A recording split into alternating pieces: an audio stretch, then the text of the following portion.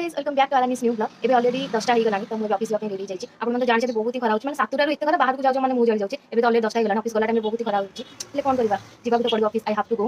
Okay friends मु चली office आपण मन देखोची मु कोन कोन करची दिन रात में आपण मन मो ब्लॉग रे सहित कोन एंजॉय करंतु। गाइस आपण माने एटा गेस करंतु एटा को फ्रूट्स दिली तो एटा होची मु कहि दउची आपण मन को एटा होची आइस एप्पल। मते तो बहुत ही पसंद मु 3 दिन हला खोजुथिली बट पाउ नथिली।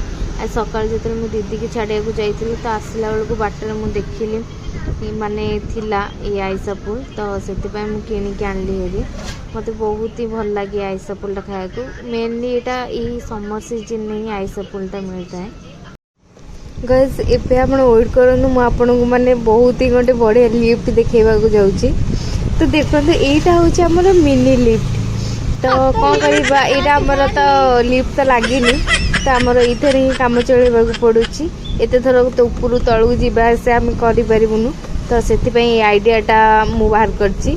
सेति पई ए मिनी लिफ्ट रे हमर सब बळे माने तळु को जहा जिंस दरकार जाए आउ ऊपर तळु को जहा जिंस दरकार जाए आउ ऊपर को आमे आनी के आसु। देखंतु एबे मो मामा ऊपर को आनी के आसला तको केमते आसुची आपन गाइस आपन एटा कमेंट करिकी कहबे मते माने ए आइडिया टा आपन केमती लागिला। एते गरम होची सेति पई दीदी रो मोर एबे स्टैंडिंग फैन लगे कि आमे बाहर ही बसचू माने घरे तो जमा रही होनी बहुत ही गरम होची आ एंती रे भी हमर टॉप फ्लोर तो सेति पई बेसी गरम होची। Okay friends, bye and don't forget to like, share and subscribe our channel.